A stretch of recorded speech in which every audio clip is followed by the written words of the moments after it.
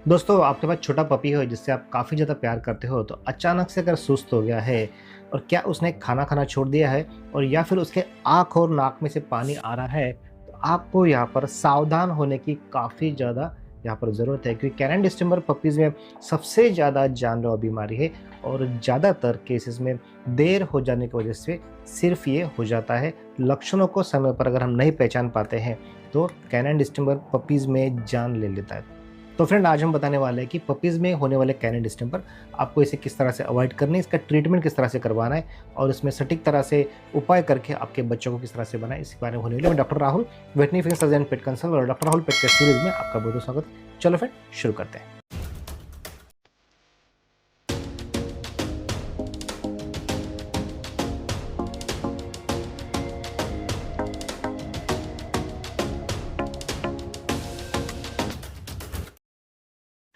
दोस्तों, आज की वीडियो बहुत ज़रूरी है और खासकर पपीज़ पेरेंट हुए उनके लिए काफ़ी ज़्यादा इम्पोर्टेंट होने वाले हैं, क्योंकि आज हम बताने वाले हैं कैनन डिस्टेंपर जो बहुत तेज़ी से फैलने वाली बीमारी है, जिसमें इम्यूनिटी कमज़ोर होने की वजह से ये काफ़ी ज़्यादा बढ़ती है और मॉर्टेलिटी रेट यानी बच्चे में मरने के चांसेस में वहाँ पर 10 में से खाली इसमें 2 ही बच्चे बच जाते हैं, तो मॉर्टेलिटी इसमें काफ़ी ज़्यादा है। तो फ्रेंड्स, आज हम बताएंगे पपीज़ में कैनन डिस्टेंपर के सिम्पटम्स कौन से, इसे स्टेज वाइज किस तरह से पहचानना है, इसकी ट्रीटमेंट किस तरह से की जाती है और कब रिकवरी पॉसिबल होती है, ये सारी चीज़ें हम आपको आज की वीडियो में बता रहे हैं। फ्रेंड्स, पपीज़ में डिस्टेंपर सबसे ज़्यादा खतरनाक क्यों है? देखिए, इम्यून सिस्टम पूरी तरह से पपीज़ में यहाँ पर डेवलप नहीं हो पाती है। उसके बाद वैक्सीनेशन जो रहता है बहुत बार इनकम्प्लीट रहता है। उसके बाद मैटरनल इम्यूनिटी जो होती है बच्चों में यहाँ पर ख़त्म हो जाती है। वायरस जो होता है बॉडी में बहुत तेज़ी से मल्टीप्लाई करता है। इसी वजह से पपी में डिसीज़ जो होता है माइल्ड से सिवियरिटी बहुत जल्दी पहुंच जाती है। फ्रेंड्स, ध्यान रखिए, अर्ली सिम्टम जो होते हैं पपीज़ में फर्स्ट स्टेज में कौन से होते हैं, ये हमें मिस बिल्कुल नहीं करना। तो शुरुआती लक्षण जो होते हैं इसमें अगर देखते हो तो हल्के सा या फिर तेज़ बुखार में यहाँ पर बच्चों में दिखने को मिलता है। बच्चे सुस्त या फिर खेलने में इंटरेस्ट बिल्कुल नहीं रहते। दूध पीना या फिर खाना खाना बिल्कुल कम कर देते। आंखें बच्चों की काफ़ी ज़्यादा डल हो जाती है। नाक और आँख से पानी आना यहाँ पर चालू हो जाता है।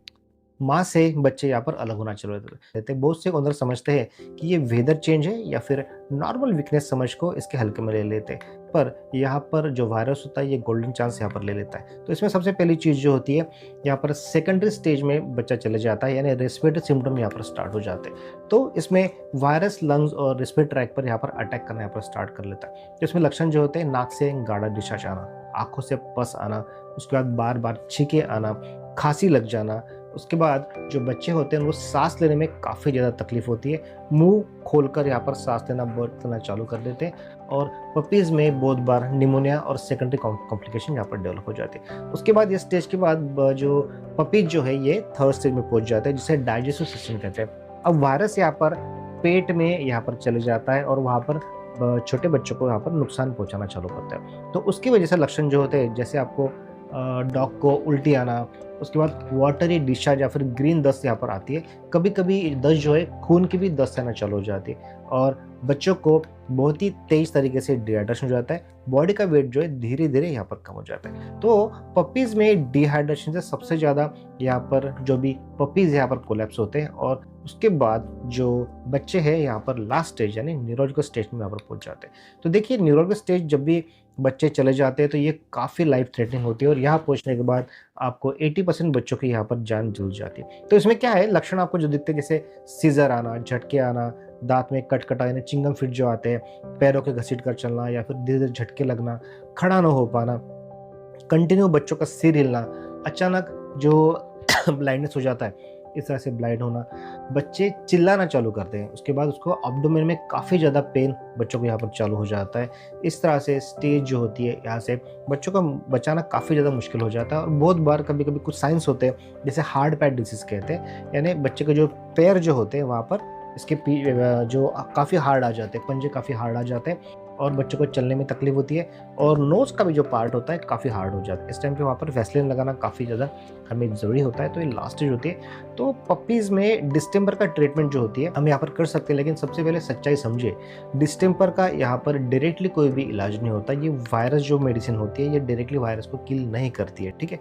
तो उसके लिए हमें सपोर्ट ट्रीटमेंट देना पड़ती है और कुछ अभी इम्यूनोग्लोबिन्स मार्केट में आए हैं, ये काफ़ी अच्छी तरह से काम करता है। हमने हज़ारों पपीज़ पे यूज़ किए, इसमें डोजिंग भी काफ़ी कम लगती है, तो ये काफ़ी कारगर तरीके से काम करते हैं। इम्यूनोग्लोबुलिन है ना, इसे कैन ग्लोब D4 का इंजेक्शन आते हैं, ये इजीली आप यहाँ पर यूज़ कर सकते हो। इसका जो डोज होता है 0.4 ml पर केजी के हिसाब से लगता है, तो इजीली आप एक वायल, छोटा अगर बच्चा तो एक वायल में इजीली यहाँ पर कम कर सकते हो। वायरस जो होता है स्पीडली बॉडी में से कम होना चालू होता है, और जो भी ऑर्गन डैमेज हो रहे हैं तो आपके डॉग को टाइम मिल जाता है ताकि वो जल्दी से रिपोर्ट हो। तो सपोर्टिव थेरेपी में देखिए, इसमें आईवी फ्लूइड और ओआरएस देना काफ़ी ज़्यादा ज़रूरी होता है। डिहाइड्रेशन जो होता है, शॉक से आपके डॉग को बचाना काफ़ी ज़्यादा ज़रूरी होता है, तो इसमें हाइड्रेशन ज़रूर रखिए। इसमें ओआरएस दे सकते हैं या फिर फ्लूइड चढ़ा सकते हैं। सेकंड चीज़, सेकेंडरी कॉम्प्लिकेशन कम करने के लिए यहाँ पर हमें एंटीबायोटिक यहाँ पर देनी पड़ती है। वायरस डायरेक्टली किल नहीं होता है, बट जो सेकेंडरी कॉम्प्लिकेशन आ रही है उसको कम करने के लिए हमें यहाँ पर हेल्प होती है। बच्चों में फीवर्स काफ़ी ज़्यादा होते हैं, फीवर के लिए आप मिलेट्स यूज़ कर सकते हो, हिमपायरिन यूज़ कर सकते हो, बहुत सारे मेडिसिन से यूज़ कर सकते हो।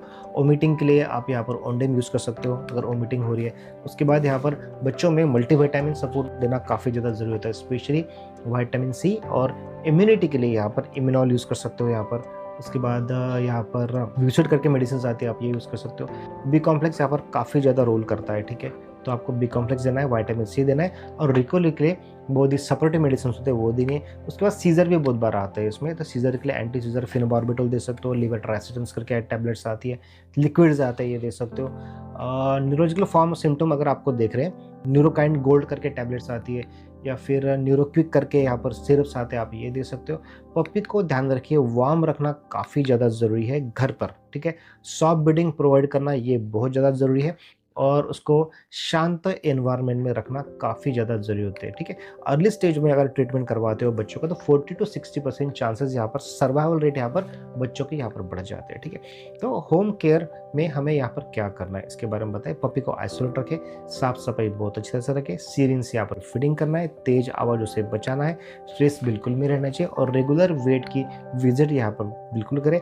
हमें घरेलू नुस्खे बिल्कुल नहीं यूज़ करना है, देसी दवाइयाँ यहाँ पर बिल्कुल ना यूज़ करें, और बिना वेट की सलाह के आप कोई भी मेडिसिन देने की यहाँ पर कोशिश यहाँ पर ना करें। ध्यान में रखिए, prevention is better than cure, तो टाइमली वैक्सीनेशन काफ़ी ज़्यादा ज़रूरी है। प्रॉपर बच्चों को डिवॉर्मिंग कराइए, स्टिक डॉग्स के कांटेक्ट में बच्चों को यहाँ पर नहीं आने देना है। उसके बाद क्लीन एनवायरनमेंट में यानी बहुत अच्छी तरीके से बच्चों में रखने की यहाँ पर कोशिश कीजिए। याद रखें, डिस्टेंपर से बचाने का इलाज इतना आसान नहीं होता है, आपको डॉक्टर के सलाह से सारी चीज़ें यहाँ पर करने की कोशिश कीजिए, तो बच्चों में इजी तरह से हमको जो सारी चीज़ हमने आपको बताया है, ये साइलेंट किलर जो होता है डिस्टेंपर, इससे आराम से आपको बच्चों को बचा सकते हो। अगर बच्चा बहुत सुस्त है, खाना नहीं खा रहा है, आँख नाक से डिस्चार्ज आ रहा है, तो डिले बिल्कुल मत कीजिए, वेटनरी डॉक्टर को दिखाने की यहाँ पर पूछ लीजिए। तो इस तरह से आपको वीडियो कैसी लगी हमें इनबॉक्स में कमेंट करके ज़रूर बताइए। हमारे चैनल को लाइक, कमेंट और शेयर कीजिए। ध्यान रखिए, क्योंकि सही जानकारी सही समय पर आपके बच्चे की जान यहाँ पर बिल्कुल बता सके। तो फ्रेंड्स,